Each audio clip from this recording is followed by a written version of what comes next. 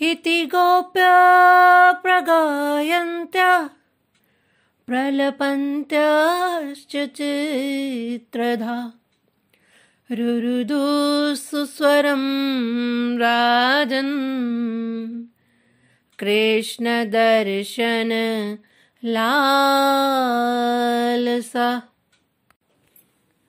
श्री शुकदेव जी राजा परीक्षित से कहते हैं, हे राजन, गोपियों ने न कोई योग किया, न तप किया, न व्रत किया, केवल और केवल रुरुदु सुस्वरम, रोकर पुकारा है कृष्ण को। भगवान श्याम सुंदर के दर्शन की लालसा लिए हुए गाती हुई गोपियां करुणाजनक मधुर स्वर से फूट फूट कर गोपियां रोने लगीं।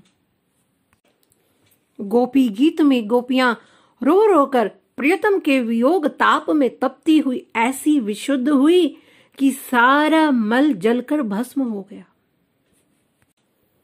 क्योंकि जो पश्चाताप के आंसू होते हैं ना, वो प्यूरिफायर का काम करते हैं। गोपियां कहती हैं, प्रभु आप तो कृपा करके मिले ही थे, लेकिन हमारे किसी अपराध के कारण हमने तुम्हें खो दिया, इसलिए रुरुदु सुस्वरम राजन कृष्ण दर्शन लालसा। जो रोकर पुकारा तब भगवान स्वयं गोपियों के मध्य में प्रकट हो गए। तासामाविर्भूच्छोरे स्मयमान मुखाम्बुज पीताम्बरधरास्रग्वी साक्षान्मन्मथ।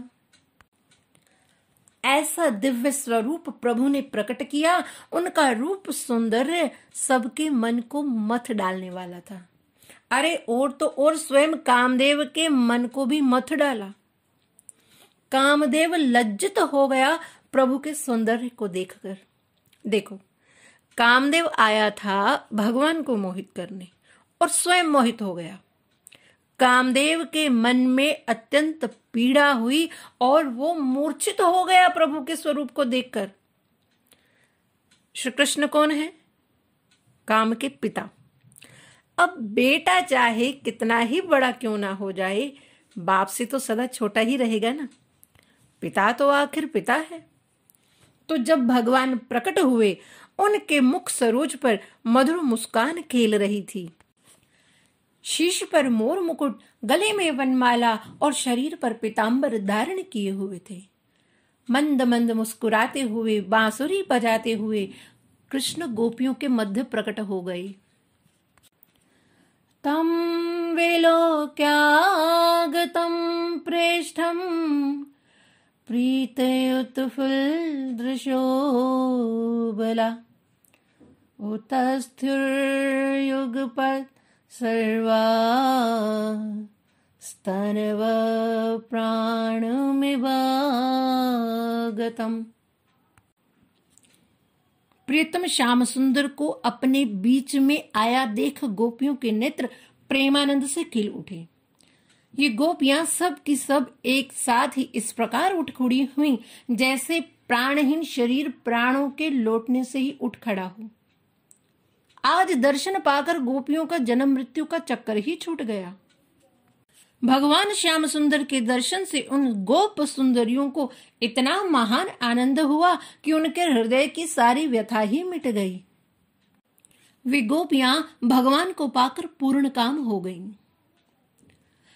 एक गोपी ने अपनी ओढ़नी को अपने परम प्रियतम भगवान श्री कृष्ण को विराजने के लिए वहां बिछा दिया।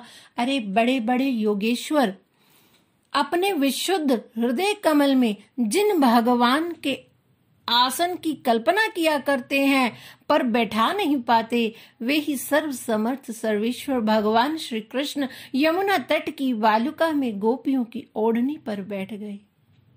गोपियों ने उन्हें सब ओर से घेर लिया।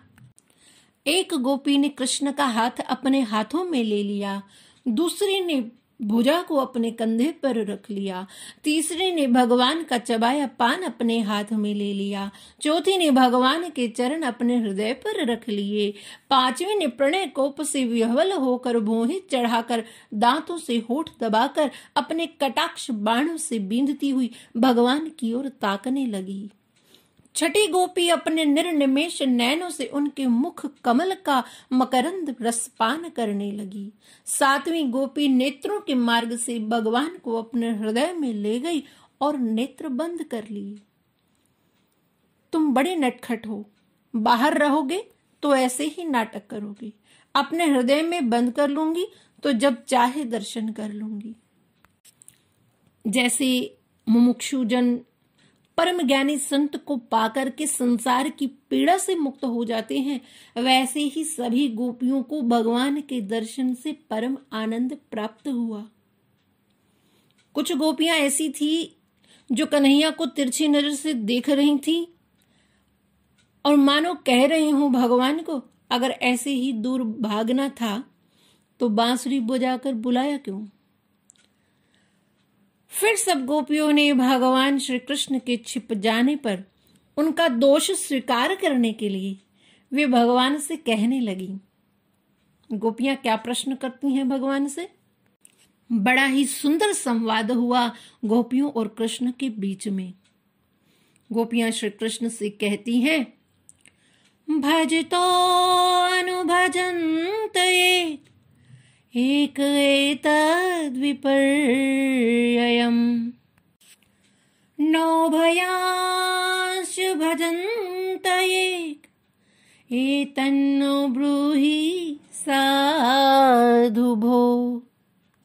गोपियां इस श्लोक में भगवान श्री कृष्ण से कहते हैं, भजतो अनुभजन्त एक, कि हे प्रभु आप हमें ये बताइए कि इस संसार में कुछ लोग तो प्रेम करने वालों से बदले में प्रेम करते हैं, और दूसरा एक एतद् विपर्ययम्, और कुछ लोग ऐसे हैं जो इसके उल्टा विपरीत अर्थात प्रेम ना करने वालों से भी प्रेम करते हैं।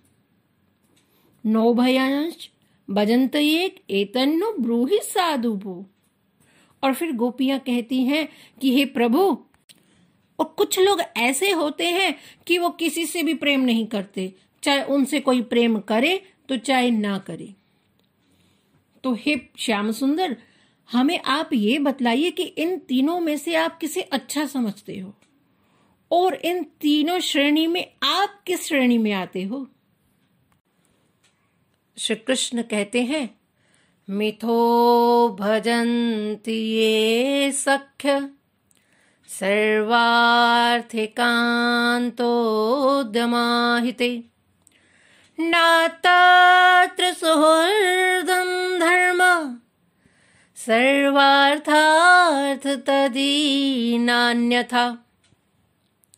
इसके उत्तर में भगवान श्री कृष्ण ने कहा कि हे मेरी प्यारी सखियों, देखो जो पहला प्रेम है ना, वो तो सारा स्वार्थ है।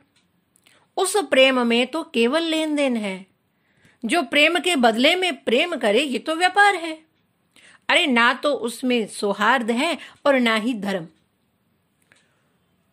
और फिर भगवान क्या कहते हैं, भजन्तया भजतो ये वै करुणा पितरो यथा धर्मो निरपवादोत्र सौहृदं च सुमध्यमा। सखियों, जो लोग प्रेम ना करने वालों से प्रेम करते हैं, उनके व्यवहार में निश्चल सत्य एवं पूर्ण धर्म है, सौहार्द है और हितैषिता से भरा है उनका प्रेम। ऐसे वो लोग होते हैं जिनका हृदय सदैव करुणा से भरा रहता है। और दूसरे माता पिता, उनके इस बर्ताव में कोई दोष नहीं होता। पुत्र कुपुत्र होते हैं तो भी माता पिता उनसे प्रेम करते हैं। इसलिए ऐसे लोग हमेशा करुणा से भरे होते हैं और इनके प्रेम में सौहार्द छिपा होता है, धर्म छिपा होता है। इस प्रेम में कोई दोष नहीं है। फिर भगवान कहते हैं, भजितोऽपि न वै केचित् भजन्तय भजत कुत आत्मा रामायाप्त कामा अकृतज्ञा गुरुद्रोह। इस श्लोक में भगवान कहते हैं कि ऐसे वो लोग जो किसी से भी प्रेम नहीं करते, ऐसे 4 तरह के लोग होते हैं। एक तो वो जो नित्य आत्म स्वरूप में ही रमण करते हैं, वो अपने स्वरूप में ही मस्त रहते हैं, द्वैत उन्हें भासता ही नहीं। और दूसरे वो जिन्हें द्वैत तो भासता है, परंतु जो कृतकृत्य हो चुके हैं, उनका किसी से कोई प्रयोजन नहीं। और तीसरे वे जो कृतज्ञ हैं, किए गए उपकार का या प्रेम का स्मरण भी नहीं करते। और चौथे वो जो अपना सहज हित करने वाले गुरुजनों से भी द्रोह करते हैं। इसलिए सखियों, अगर मुझसे पूछती हो तो मेरी नजर में तो द्वितीय श्रेणी के लोग ही उत्तम हैं, जो प्रेम ना करने वालों से प्रेम करते हैं। क्यों? क्योंकि उनमें धर्म छिपा हुआ है, हित है उनके प्रेम में। और रही मेरी बात, और अगर तुम मेरे बारे में जानना चाहती हो ना, तो मैं इन तीनों में से ना अंतिम नंबर वाला हूं। मैं अपने ही स्वरूप में रमण करता हूं। जब गोपियों ने ये सुना तो गोपियों ने कहा, अच्छा, तो आपको कोई फर्क नहीं पड़ता? कोई आपका जप करे, आपसे प्रेम करे, आपकी कथा सुने, ध्यान करे, आप पर इसका कोई फर्क ही नहीं पड़ता? तो ठीक है, आप विराजिए, हम जा रही हैं। कन्हैया ने कहा, अरे नहीं नहीं नहीं, रुको। देखो, मैं जैसे तालाब का पानी शांत रहता है ना, लेकिन अगर कोई उसमें पत्थर फेंके तो उसमें लहर उठती है, ऐसे ही मैं भी परम शांत हूं।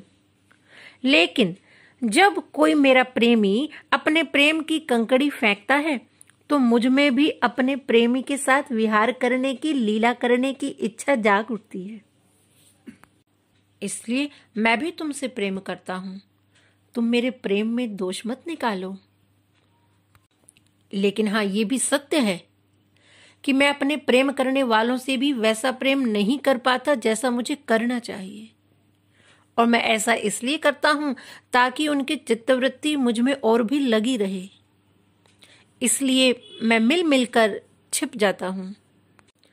जब मैं तुमसे प्रेम करता हुआ छिप गया था, तब मैंने अनुभव किया जैसे किसी गरीब को बहुत सा धन मिल जाए और फिर वो धन जब खो जाए तो उस गरीब का चिंतन निरंतर उस खोए हुए धन में लगा रहता है। ऐसे ही मैंने तुम्हें देखा जब मैं तुमसे छिप गया था। मैंने तुम्हारे उस प्रेम को देखा कि तुम्हारा चिंतन मेरे में ही लगा हुआ था। तुमने मुझसे यथार्थ प्रेम किया है।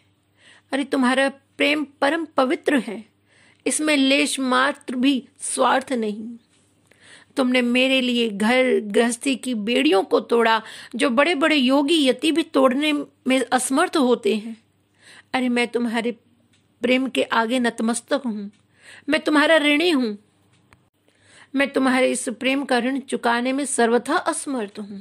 हाँ, तुम चाहो तो अपनी साधुता से भले ही मुझे उऋण कर सकती हो, लेकिन मैं हमेशा तुम्हारा ऋणी हूं। तुम मेरी अत्यंत प्रिया हो और मैं तुम्हारा परम प्रियतम हूं। इत्थं भगवतो गोप्य श्रुत्वा वाच सुपेशला जुहुर्विरजं तापं तदं गोपचिताशिष। श्री शुकदेव जी कहते हैं कि हे राजन, इस प्रकार गोपियां प्रेम समुद्र भगवान की सुमधुर वाणी सुनकर और उन सौंदर्य माधुर्य निधि प्रियतम के अंग संग से पूर्ण काम होकर उनके विरह जनित संताप से मुक्त हो गईं और उनका हृदय प्रसन्नता से खिल उठा।